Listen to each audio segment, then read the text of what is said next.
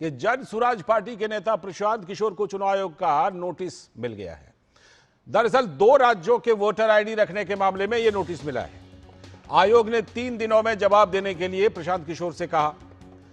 बिहार और पश्चिम बंगाल के voter list में प्रशांत किशोर का नाम दर्ज है दोनों राज्यों में, तो 2 जगह नाम होने की स्थिति में 1 वर्ष का कारावास और आर्थिक दंड का प्रावधान है।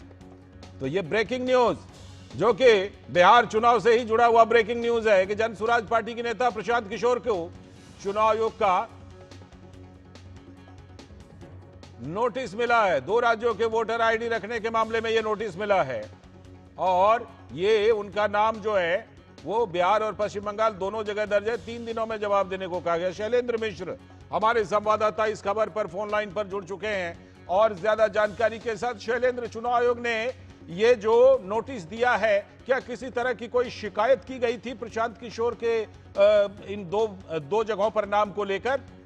देखिए, जब ये पूरा मामला संज्ञान में आया और पश्चिम बंगाल में एक जगह पर और बिहार में एक जगह पर 2 जगहों पर जब ये बात सामने आई कि प्रशांत किशोर का नाम मतदाता सूची में दर्ज है और बाकायदा वो संख्या भी एक तरह से सामने आई, उसके बाद चुनाव आयोग की तरफ से नोटिस दिया गया है। हम जानते हैं कि उनसे 3 दिन में जवाब मांगा गया है।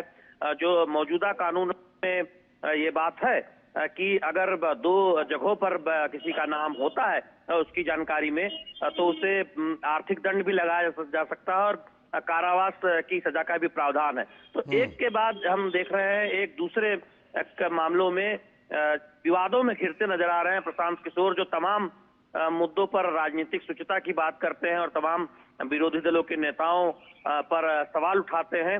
वो खुद ऐसे सवालों के घेरों में फंसते जा रहे हैं जहां पर यह सवाल बहुत बड़ा हो गया है कि किस राजनीतिक शुचिता की वो बात करते हैं जब वो खुद 2 जगह से मतदाता सूची में उनका नाम है और राज्य भी अलग अलग है।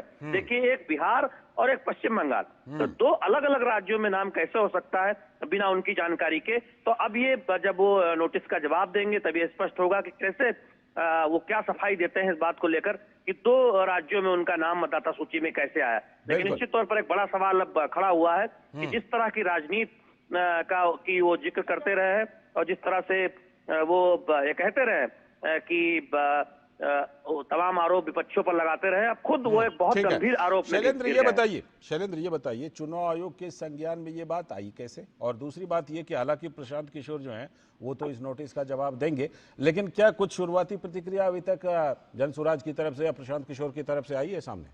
ये देखिए, अभी तुरंत ही ये जानकारी आई है कि चुनाव आयोग की तरफ से ये नोटिस दिया गया है। अब देखना होगा कि जन स्वराज या प्रशांत किशोर की तरफ से क्या प्रतिक्रिया आएगी। लेकिन हमने सुबह ही देखा था कि ये बात संज्ञान में आई थी और मतदाता पहचान पत्र बाकायदा ये जारी किया गया था कि जिसमें ये बात बिल्कुल स्पष्ट तौर पर संज्ञान में आई थी। मतदाता सूची संख्या भी जिसमें बिहार और पश्चिम बंगाल में उनके नाम का जिक्र स्पष्ट तौर पर सामने आया था और उसके बाद ये नोटिस सामने आया। अब जन स्वराज क्या कहता है ये देखने वाली बात होगी। बिल्कुल, ये इसका इंतजार रहेगा कि क्या देते हैं नोटिस का जवाब, क्या कहते हैं अपने जवाब में। लेकिन बहरहाल ये ब्रेकिंग न्यूज है कि 3 दिनों के अंदर जवाब देना है प्रशांत किशोर को, क्योंकि 2 राज्यों में वोटर लिस्ट में उनके नाम हैं। बहुत बहुत शुक्रिया शैलेंद्र, जुड़ने के लिए इस खबर पर आपका। हमारे संवाददाता शैलेंद्र मिश्र इस ब्रेकिंग न्यूज के बारे में बता रहे थे कि चुनाव आयोग ने जन स्वराज पार्टी के जो नेता हैं प्रशांत किशोर, उनको नोटिस दिया है और इस नोटिस में 3 दिनों के अंदर अंदर जवाब देने के लिए कहा गया है। 2 जगह उनके नाम हैं और इसे में 1 वर्ष का कारावास और आर्थिक दंड का प्रावधान है। अब देखना होगा इसमें आगे क्या होता है।